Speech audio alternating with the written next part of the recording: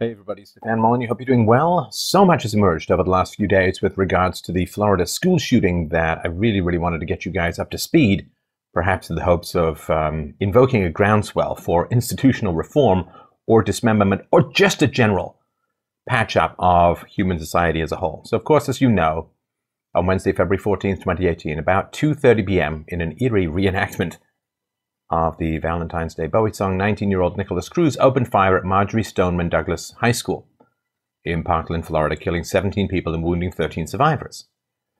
After the shooting, Nikolas Cruz's younger brother, Zachary Cruz, was involuntarily committed under Florida's Baker Act, which allows an individual to be held involuntarily for up to 12 hours for an involuntary psychiatric exam. Zachary Cruz had been living with family friend Roxanne Deschamps, who noted on social media that she had had a prior dispute with Nikolas over a weapon, noting, quote, "He bought a gun and wanted to bring it into my house." The New York Post wrote, Chad Bennett, a family friend, said Deschamps gave Cruz an ultimatum and Cruz chose the gun and he left. And people have pointed out, it's a fair question. I mean, these guns are very expensive. Where does the guy who works at a dollar store get this kind of money? Who paid? And also, I just wanted to mention, so he went to move in with another family. Wouldn't you tell that new family about the issue with the gun so that they could be on alert? Again, it's just this kind of lack of communication. These barriers, these walls, this vacuum that exists, this space between us that evil uses to transmit itself. On its way to the Marjory Stoneman Douglas High School in Parkland, Florida, Cruz took an Uber, and after the shooting, Cruz left the scene of the crime by blending in with fleeing students, heading to a Subway at Walmart and then to a McDonald's before being taken into custody by police. September 2016, Nikolas Cruz was investigated by sheriff's deputies and the Department of Children and Family Services after cutting his arms on Snapchat and noting that he wanted to buy a gun. Self-mutilation, self-cutting, self-attack is some very dangerous stuff. So he was investigated. Sheriff's deputies, Department of Children and Family Services. Look at all these groups that stand between you and the psycho killer.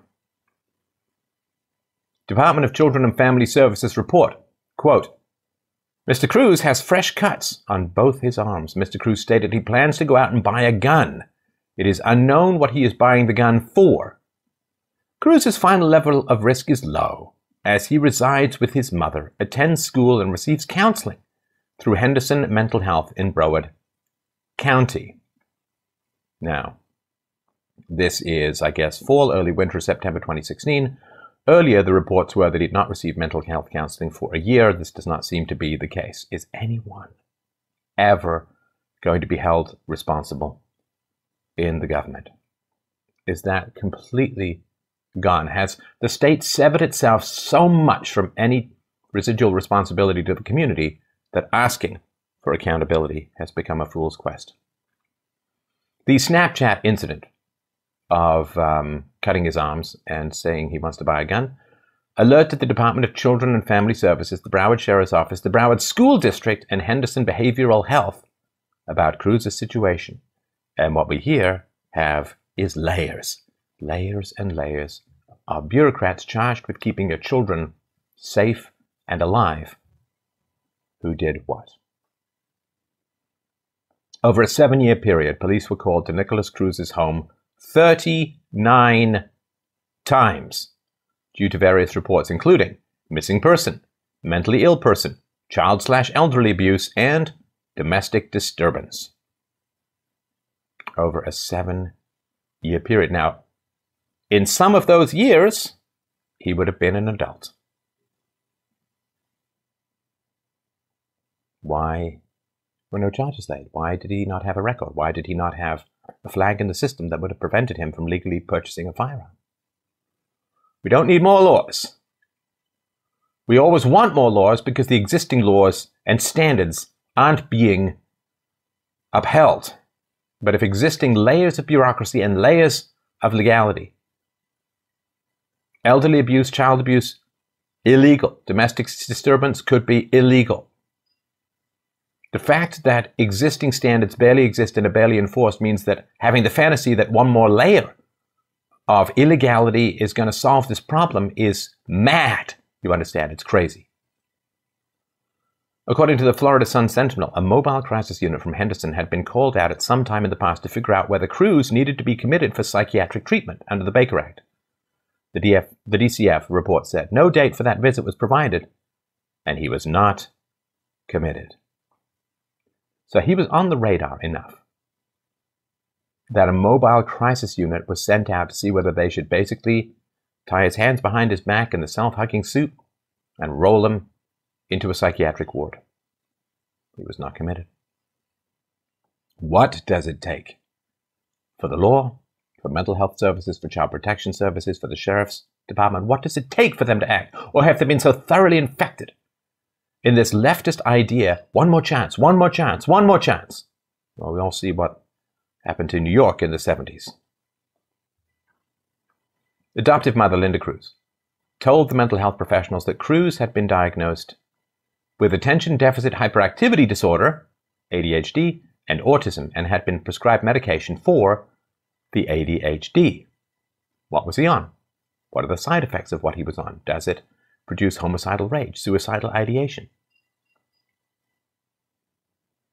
Linda Cruz claimed her son's cutting behavior was a reaction to, quote, a breakup with a girl who was cheating on him, end quote, and that they, quote, had to end the relationship because it was unhealthy for everyone. Someone commented on the last video I did about this and said, so Nikolas Cruz gets a girlfriend, but I don't. Ladies, you gotta up your game. I'm sorry, you've gotta up your game and stop dating these people. Linda Cruz also told investigators that her son did not have a firearm and that she had confiscated his air gun due to his unwillingness to follow rules, to only shoot it, quote, within the backyard and at targets. Ultimately, Cruz was not committed, as a counselor determined that he, quote, was not at risk to harm himself or others. And a team found that he was, quote, stable enough not to be hospitalized. Now, the time frame for all of this is a little murky, of course. But I'm going to go out on a limb here as an amateur in the field, as well, not even in the field at all, as a guy who's got no accreditation in mental health professionalism. I'm just going to go out on a limb here as a rank amateur and say, I don't know, if the guy's cutting himself on Snapchat, if he's hacking up his own arms on Snapchat, he might be considered a risk to harm himself. If he is already not obeying rules with his existing gun, and maybe this air gun or some other gun was the one that was used to shoot at chickens or whatever, if he's already not obeying rules about gun ownership, the air gun ownership and how to use it, then he is, of course, at risk to harm others. So approximately 5 months later, on February 11th, 2018, Cruz legally purchased the AR-15 that was used in the slaughter, as he had, quote, no criminal record, and this passed the required background check. Great job, everyone. Cruz's gun purchase came just 3 days after he was kicked out of Marjory Stoneman Douglas High School. DFC spokesperson Jessica K. Sims. Based on the information at this time, this individual had no involvement in Florida's child welfare system, including foster care. Other information related to this individual as an adult is confidential. According to Florida law, the court must order the release of these records. In the spirit of full transparency, the department has petitioned the court to be allowed to release any and all records we have on this individual. Now, this rule that is, of course, in a lot of places, that whatever happens before the age of 18 is magically scrubbed from anything available to people after you're at the age of 18 is not a very good law. Given that personality is kind of set in place by about the age of 5 or so, I don't think there's any magical healing that happens between your teenage years and your adult years. And so I do think that people need access to this kind of information. I think of Trayvon Martin, think of Mike Brown and others. People need access to the information of what you did, particularly in your mid to late teens. Broward Sheriff Scott Israel also noted that the sheriff's office was reviewing an estimated 20 calls that may have involved Cruz. Quote, If we find out, like in any investigation, that one of our deputies or call takers could have done something better or was remiss, I'll handle it accordingly. At the end of the day, make no mistake about it, America, the only one to blame for this incident is the killer himself. See, now that's just not true. That's just not true. Because there was a wide variety of other bureaucratic institutions that had care, custody, and control and authority over this young murderer. I mean, the mother clearly couldn't control him. She couldn't even take away she couldn't control his use of the air gun, and she couldn't control him. She needed to call the cops, or somebody needed to call the cops 39 times. There was no way that the mom was in control. The father died when Nikolas Cruz was 5. And so the idea that no one's to blame for the incident but the killer himself, no, sorry. No. If you guys are called 39 times, you have ownership here. If DFC is involved, you have everyone who touched this kid in any position of authority, from teachers to superintendents to cops to bureaucrats, you name it. The adults in his life, anybody who had any kind of authority, particularly any kind of legal authority. No. You guys have ownership of this too. Otherwise, if it's entirely the fault of the people you have authority over, then, well, let's just disband you all, right? Former classmate Brody Spino described Cruz as, quote, an evil kid, end quote. Described an incident where Cruz, quote, cornered a squirrel and was trying to throw rocks at it and kill it, and that police were called to the Cruz home, quote, almost every other week. Cruz public defender Melissa McNeil. All of this could have been prevented. It makes me sick to my stomach because there are 17 people, including numerous children, who are dead and several others who are injured. I don't know. I don't think they should. Reagan should never have presided over the closing down of all these insane asylums, of all these institutions. Just turn people loose on the streets. More votes for Democrats. Chief Assistant Public Defender Gordon Weeks said, every single red flag was being thrown up by this kid 4 days after his 18th birthday, and nothing was done to help him. This community has been devastated. The system didn't only fail him, it failed the entire community. I don't know. I hate this word failure. This is not strong enough. You know, if someone's car fails to start, that's a bummer. If when they turn the key, it explodes and takes out half a block, that's more than the car failing to start. Cruz told authorities that he heard voices in his head that told him how to carry out the school shooting. Just a footnote, these are probably distinct from the voices in Oprah Winfrey's head telling her not to run for president. The public defender, Gordon Weeks, mentioned that the defense would be exploring their client's mental health and the, quote, possibility of autism, end quote, noting, quote, we are trying to save this young man's life, end quote. Well, I guess he's willing to throw the reputation of all autistic people under the bus to save this young man's valuable life. October 2017, a neighbor filmed Cruz acting erratically, shooting a BB gun, bottles, cans, and buckets in his backyard, dressed only in boxer shorts and a red Make America Great Again hat.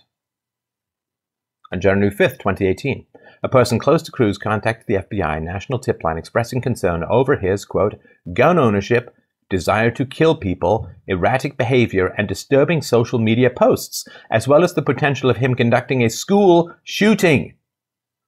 The information should have been directed to the FBI Miami field office for further investigation, but that didn't happen. Blood on your goddamned hands, people. And no one will be identified, and no one will pay, and nothing will change. Yet. FBI statement. A person close to Nikolas Cruz contacted the FBI's public access line, PAL, tip line, to report concerns about him.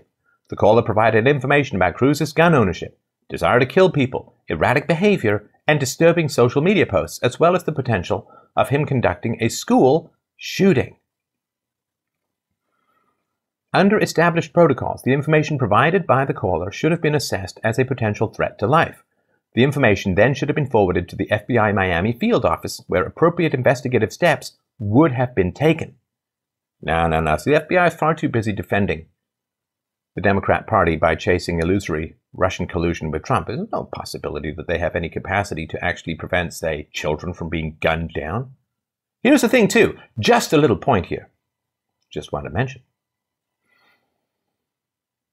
The two reasons why Cruz was considered less of a risk and was not institutionalized was A, he was living with his mother, and B, he was going to school. Now, he was kicked out of school and his mother died. Any follow-up? Anyone care? Anyone do anything? No. But they get big, giant pensions and lots of free health care. FBI statement continued. We have determined that these protocols were not followed for the information received by the PAL on January 5th. The information was not provided to the Miami field office and no further investigation was conducted at that time. FBI Director Christopher Wray. We are still investigating the facts. I am committed to getting to the bottom of what happened in this particular matter as well as reviewing our processes for responding to information that we receive from the public. What? What do you mean reviewing your processes? The processes were already there, Chris. Already there. You get this, you call, you send this information over to Miami. Protocol's already there. I mean, do you have a protocol saying, don't forward information that is crucial to the people who can do something about it? Is that one of your protocols? I'm guessing not. See, they review processes so they don't actually have to, I don't know, charge people with accomplice to murder. I'm just speaking out of my butt here, but accessory to murder, enabling death, not doing your job.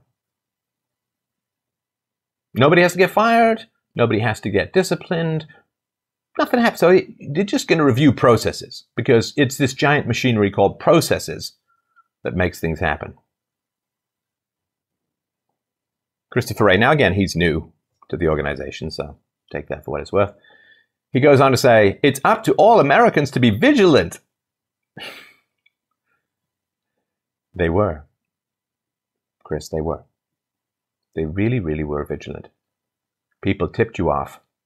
It was up to 9 months before there was a report of him talking about a 1966 clock tower shooting incident where he said, I want to do what he did about the shooter. Somebody contacted the FBI and YouTube saying that this somebody named Nikolas Cruz, impossible to find Nikolas Cruz, you see. Now, 4chan can somehow magically find a LaBeouf camera pointed at the sky by following cloud patterns, weather, and the contrails of airplanes. They can find a camera pointed at the sky in the middle of nowhere. But the FBI, with tens of thousands of employees and a multi-billion-dollar budget, cannot find somebody who uses his own name on the internet. So Americans were vigilant. The police were called, Child Protective Services were involved, the sheriff was involved, the FBI was alerted, YouTube was alerted, everybody was vigilant. You guys screwed up.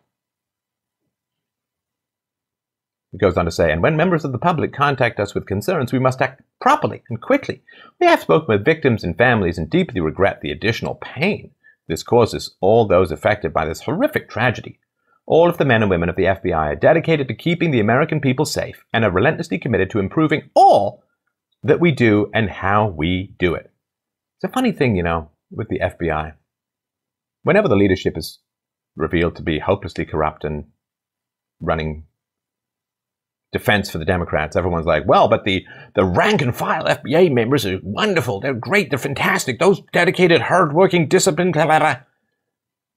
Well, I got to tell you this, guys. It was not the directors of the FBI that failed to follow up on any of this stuff. Guess what, guys? It was the rank and file.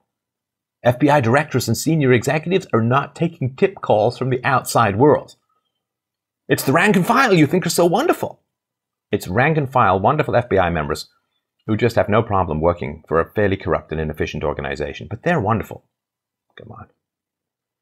Florida Governor Rick Scott said, an apology will never bring these 17 Floridians back to life or comfort the families who are in pain. The families will spend a lifetime wondering how this could happen, and an apology will never give them the answers they desperately need. No, there's no wondering how this could happen. The government will never protect you. The government does not care about children. If the government cared about children, there would be no intergenerational national debt. They wouldn't be using children as collateral. to sell off the future of freedom to foreign banksters. They would not have terrible government schools. They wouldn't be drugging children rather than reform schools. They wouldn't be promoting all of these policies which lead to family breakup, which are devastating to children. Oh, look, another fatherless child gone off the rails. Fuck, we've never seen that before anywhere in the universe now, have we? It happens because you put your security in the hands of people who have no incentive to keep you secure. No incentive. Imagine this. Imagine in a school, you get an A no matter what you do, whether you show up or not, whether you study or not, whether you pass or not, whether you even show up to the exam, whether you write the exam, no matter what you get an A. Do we think that the quality of education would decline? Do you think that the commitment of the students would decline if they got an A no matter what they did? What if you couldn't be fired? What if it didn't matter? If you dropped the ball that bounced a giant wrecking ball of death on the heads, hearts, minds, and families of 17 people and children? What if you got an A? Job security. Was it? It was insane. There was a study that came out recently that employees of the federal government earn salary and benefits close to $130,000. And for the private sector, it was less than 70. The government will not keep you safe. Look at who they import. Governor went on to say, we constantly promote see something, say something. And a courageous person did just that to the FBI, and the FBI failed to act. See something, say something is an incredibly important tool, and people must have confidence in the follow-through from law enforcement. The FBI director needs to resign. Well, my question is, what else has fallen through the cracks? You can look, it's easy to look it up online. You can look and see all of the warnings the FBI has failed to act upon, all of the prior terrorists and mass murderers and so on the FBI was repeatedly warned about beforehand. This scapegoating the top guy, especially the new top guy, is something much more fundamental and important that needs to be reviewed. Reminder that the FBI failed to properly investigate a reported YouTube comment posted by a Nikolas Cruz that said, I'm going to be a professional school shooter. The FBI claimed it could not determine who posted the comment. Boy, if only they had tools. You know what they could do? They could ask all of the hackers around the world who had got their hold on the CIA's hacking tools that were leaked to all the criminals in the known universe, thus rendering everybody's computer insecure and costing untold millions of dollars in damages and takedowns and hostage and ransomware. They could ask the CIA to lend them all the tools that are out there in the hacker universe because they, lost them all. Oops, lost them all. Ask the CIA for those tools and then see if you can find them. Oh, I don't know. How about you do this, FBI? Offer a $50 reward on 4chan to find this mysterious person who uses his own name on the internet. You'll have your answer in about 45 goddamn seconds. You can't find him. Attorney General Jeff Sessions ordered a review into how the Justice Department and FBI respond to indications of potential violence. Yeah, let's have another investigation. Let's invite a special counselor. Let's review the protocols. He said, we will make this a top priority. It has never been more important to encourage every person in every community to spot the warning signs and alert law enforcement. Do not assume someone else will step up. All of us must be vigilant. Our children's lives depend on it.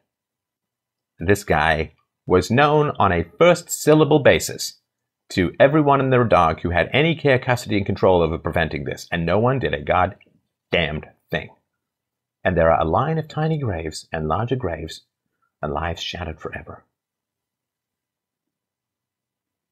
Let's do a review. I don't know. How about you start creating some incentives? How about if you screw up, you get fired? How about people voluntarily donate to the FBI based on how much value it adds to their lives? How about it becomes like a business? Oh, then we won't be safe. The FBI is to law enforcement as a Soviet factory is to a Japanese car plant. Former FBI agent and Joint Terrorism Task Force member Jeffrey Ringel said, the FBI will be criticized for a failing that they have basically owned up to. It's a learning lesson. Unfortunately, a very expensive learning lesson.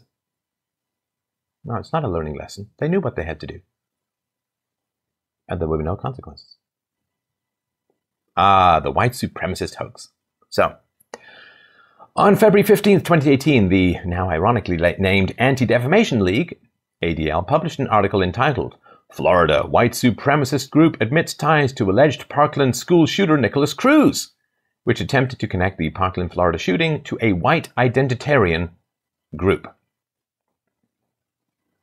The ADL said, a spokesperson for the white supremacist group Republic of Florida told the Anti-Defamation League on Thursday, February 15th, that Nikolas Cruz, the man charged with the previous day's deadly shooting spree at a Parkland, Florida high school, was associated with his group. After self-described rough members claimed on the discussion forum 4chan, see, now there's your first clue, guys.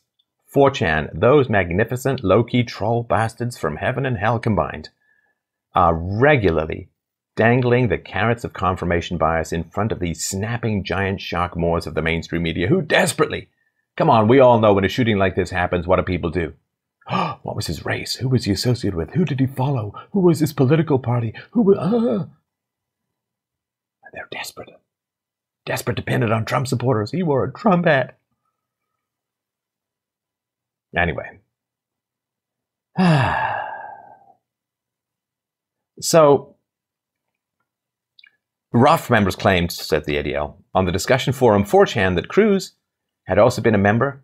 The Anti-Defamation League called the ROF hotline and spoke with an ROF member who identified himself as Jordan Jerub.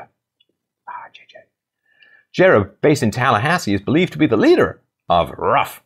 In 2016, he was arrested on charges of threatening a staffer in the office of Florida Governor Rick Scott because he was allegedly angry at the staffer's son. Jerub said that Cruz was associated with ROF, having been, quote, brought up, end quote, by another member. Jerub added that Cruz had participated in one or more ROF training exercises in the Tallahassee area, carpooling with other ROF members from South Florida. The mainstream media wasted absolutely no time in widely disseminating the Anti-Defamation League story tying Nikolas Cruz to Jordan Jerub and the Republic of Florida group. AP, leader of white nationalist group, has confirmed suspect in Florida shooting was member of his organization. The Daily Beast. White supremacists claim Nikolas Cruz trained with them. Students say he wore Trump hat in school. GQ. The Florida shooter's ties to white supremacists shouldn't surprise anyone. ABC News. Florida school shooting suspect linked to white supremacist group. ADL. Huffington Post. White supremacist group says Florida shooting suspect attended their trainings. Time. Accused Parkland shooter Nikolas Cruz was a member of white supremacist group. Newsweek. Well, I guess, yeah, they were able to finish this title before the FBI dragged off their keyboard. Boy, you publish one Jeff Tucker article. Newsweek said, what is the Republic of Florida? Alleged school shooter Nikolas Cruz linked to white supremacist group. Slate. Alleged Florida school shooter Nikolas Cruz was a member of white supremacist group. Now, as far as I understand it, they want to separate. They want a white state. I don't know, white identitarian, white supremacists, all kind of confusing to me, but they go with white supremacists, so there we go. They continued. Metro school shooting suspect Nikolas Cruz is part of white nationalist group. Denver Post, Florida school shooting suspect belonged to white nationalist group. Mediaite. White supremacist leader posted lone wolf activist strategy was spotted with shooting suspect. Salon. White supremacy group Florida school shooter was a member. New York Magazine. Florida school shooter linked to white supremacist group. PBS. Leader of white nationalist group says Florida school shooting suspect was a member. New York Post. Suspected school shooter trained with white nationalist militia. So, you know how every time there's an Islamic shooter, they tie it immediately to Islam, which they never do? Never do. But one guy says, and later the AP said, well, apparently he lied. And as if it's not their job to figure that out, all right? The Daily Beast.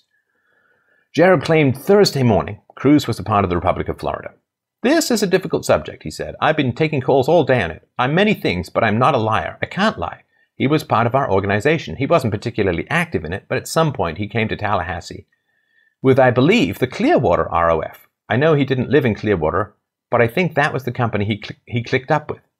After taking a moment to check notes, Jerub confirmed Cruz came to Tallahassee with the secretive cell from Clearwater. They called him Nick. They didn't call him Nikolas, he said. Now, just by the by, a guy whose name includes Jesus Cruz might not be front and center in a white identitarian group. Just a possibility. Jareb said, I've been in the same room as the guy, but I don't know the guy. He said, I don't know precisely what he believes. I know he knew full well he was joining a white separatist paramilitary proto-fascist organization. I know he knew that much. So some guy named Nick. He goes on to say, I'm not trying to glorify it, but he was pretty efficient in what he did, Jareb said. He probably used that training to do what he did yesterday. Nobody I know told him to do that. He just freaked out. Cruz received at least one of his guns through the white supremacist group, according to Jareb. I think somebody brought him Mosin Nagant, but that's a bolt action. He had a semi-automatic in the school, Jareb said. The Daily Beast. While no motive has been described by police, Jareb speculated that Cruz may have allegedly committed the massacre out of hatred for Jews or women. Sure. Space alien. I mean, just, yeah, who knows? Jareb speculated, said, there's a very real sense of feminism being a cancer. That could have played into what he did. But we have female members of ROF, Jareb said, adding that, quote, we're not a big fan of Jews. I think there were a lot of Jews at the school that might have been messing with him. So he didn't really know the guy. He's just jawboning. He's trying to get publicity. He's using the mainstream media to raise the profile of his 12-person LARPing in the swamp group. I don't know. Why would he shoot so many men if he hates women? It's basic questions that any reporter would ask. ABC News said, 3 former schoolmates of Cruz told ABC News that Cruz was part of the group. They claimed he marched with the group frequently and was often seen with Jareb. Jareb told the ADL that Ruff had not ordered Cruz to take any such action. He told ABC News he has not spoken to Cruz in, quote, some time, end quote, but said, quote, he knew he would be getting this call, end quote. He would not comment further, but emphasized that his group was not a terrorist organization. The Young County Sheriff's Office, Lieutenant Grady Jordan said, we are still doing some work, but we have no known ties between the Ruff, Jordan Jareb, or the Broward shooter. Tallahassee Democrat wrote, Jordan and other law enforcement sources declined to confirm whether they had spoken to Jareb, who is no stranger to Tallahassee law enforcement. Jareb did not answer repeated phone calls following law enforcement officials saying they found little to lead them to believe Cruz was connected to the organization, which has a scant following of around a dozen members. A white identitarian proto-fascist group that is not a terrorist organization that has about a dozen members. I'm going to go out on a limb here and say not full-time. Now, communism killed more people than fascism in the 20th century. Well, close to 100 million, some say over. Lot of people. Now, communism is all over the place in higher education. In America, 40% of anthropologists are outright Marxists. You don't hear that being written out about that much. The massive embedding of communists in academia, in the media, in the State Department, I'm sure still. I mean, remember what happened when Joseph McCarthy and Richard Nixon pointed out that there were a huge number of communists in the State Department who helped to deliver China to Mao, which ended up costing tens of millions of lives. Well, they hounded McCarthy into an early grave, and they sure got their own back on Richard Nixon now, didn't they? But a dozen idiots LARPing in the swamp in Florida, oh noes.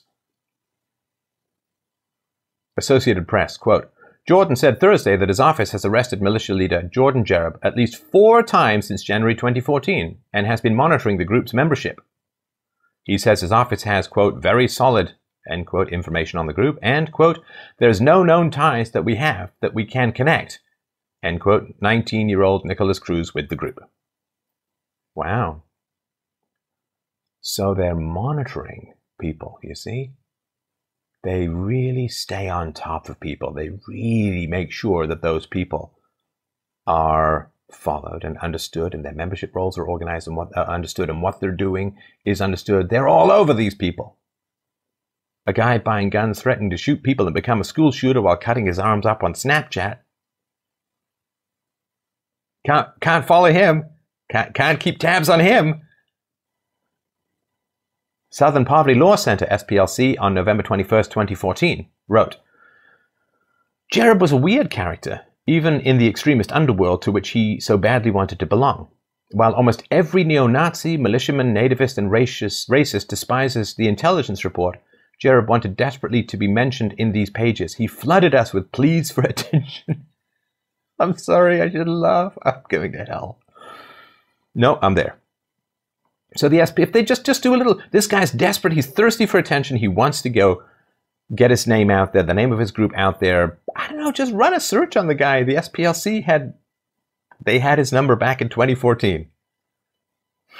And if you're like a far-right guy and you don't have credibility with the SPLC, that says something.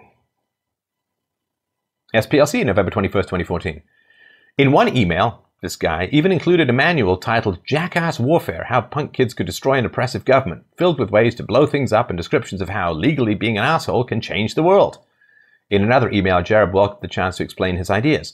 We embrace SPLC because your organization helps us with outlaw image. The spirit of rebellion is not stopped by SPLC, but rather fueled for the flames, Jared wrote. So, and this is true. Like, I mean, you'd never heard about these 12 guys in Florida if it wasn't for the media. And now, well, how many hits did their website get? How many people are now being exposed to ideas? You know, you blow a fire to make it bigger. SPLC on February 15th, 2018. It may seem odd that Jared would bring attention to his group by claiming a connection to Cruz, but Jared has always been somewhat of a publicity seeker. In 2014, in fact, he wrote us to complain that we had not already listed RAF as a hate group. In April 2017, SPLC went on. In April 2017, Michael Tubbs, leader of the Florida chapter of the League of the South, a well-known hate group, wrote that Jared, quote, never misses a photo op, and called him, quote, a nutjob who should be avoided. Jordan Jareb said, those of you calling me, I can't wait for this gif, those of you calling me a fake white nationalist, go fuck yourselves. There was a legit misunderstanding because we have multiple people named Nikolas in RAF, and I got a bunch of conflicting information, and I have not slept for like 2 days, and so when, brackets, they call me up and ask me yes or no questions, it's easy to blame them, it's easy for them to misrepresent what I say. Are you really going to blame me for the lying Jew media? We know they are liars. Fuck them. It's a great source, guys. Great source to rest your journalistic credibility on. Well done. Data and Society Misinformation Campaign researcher Joan Donovan said, all of our evidence seems to point to the ADL getting this wrong. We have to start thinking of these white nationalist groups as what some of them describe themselves, media militias. They think of media as adversarial territory. ADL. ADL shared information from our experts on extremism and claims from white supremacists that we believed could be helpful to both law enforcement and the public due to the fluid and evolving nature of the events. Confirmation of whether Cruz was part of RAF is now in the hands of law enforcement, and that's what the Broward Sheriff's team is looking into. So, on February 16th, CNN, sorry, little allergy, CNN published an article, Exclusive Group Chat Messages Show School Shooter Obsessed with Race, Violence, and Guns, detailing comments Cruz reported made in a private Instagram chat. CNN. In a private Instagram group chat, confessed school shooter Nikolas Cruz repeatedly espoused racist, homophobic, and anti-Semitic views and displayed an obsession with violence and guns. CNN was added to the private Instagram group by one of the active members in it.